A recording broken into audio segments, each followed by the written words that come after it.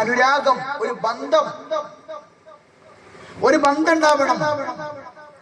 ഒരുപാട് തെറ്റുകൾ ചെയ്ത നമുക്ക്, ഒരുപാട് പ്രയാസങ്ങൾ ചെയ്ത നമുക്ക് അവസാനം കൈപിടിച്ച് സ്വർഗത്തിലേക്ക് കൊണ്ടുപോകുന്ന ഏഴാവാം ബഹുമാനപ്പെട്ട പ്രവാചക പ്രഭു മുഹമ്മദ് മുസ്തഫ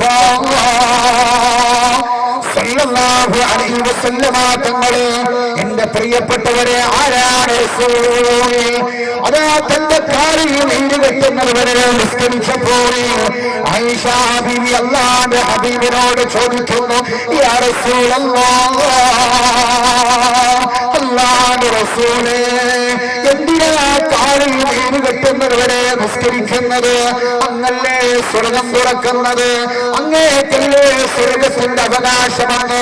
ബഹുമാനപ്പെട്ട മുത്ത് മുഹമ്മദ് മുസ്തഫ സല്ലല്ലാഹു അലൈഹി വസല്ലമ തങ്ങളോട് ചോദിച്ചപ്പോൾ റസൂലുള്ളാഹി തങ്ങൾ പറഞ്ഞ വാക്ക്, അഫലാ അകൂന അബ്ദൻ ശകൂറാ,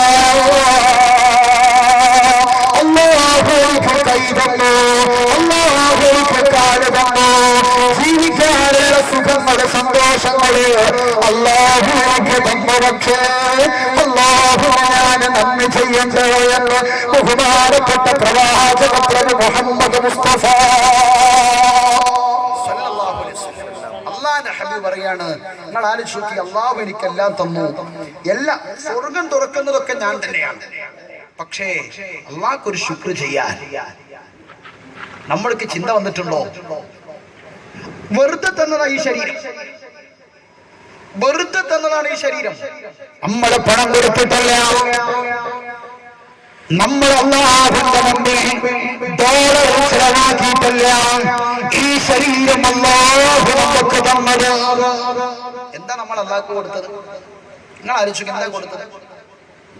നമ്മുടെ ശരീരത്തിൽ 24 മണിക്കൂറും പിടിക്കുന്ന ഹാർട്ട് എന്റെ പ്രിയപ്പെട്ടവരെ പ്രവർത്തിക്കുന്നുണ്ട്. ഹാർട്ടിന്റെ ജോലി ഏതാ? നമ്മുടെ ശരീരത്തിന്റെ മിടിപ്പാണ്.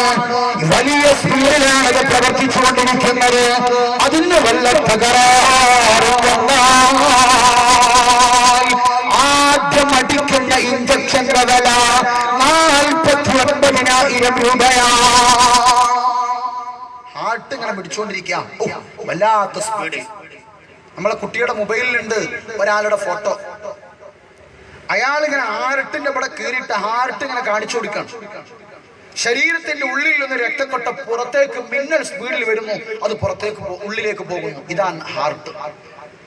അതിന് വല്ല തകരാറ് വന്നാൽ ആദ്യം ആ വേദന കടിക്കുന്ന വില 49,000 രൂപ.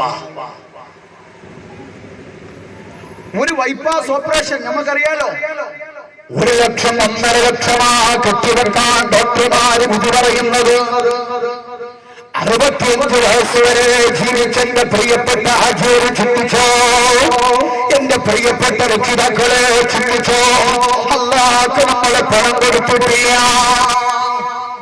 അല്ല നമ്മളോട് ചോദിക്കുന്നത്, മോനെ നീ നിസ്കരിച്ചോ, എന്നെ ഓർത്ത് ജീവിച്ചോ എന്ന് മാത്രമാണ് അല്ലാഹു പറയുന്നത്.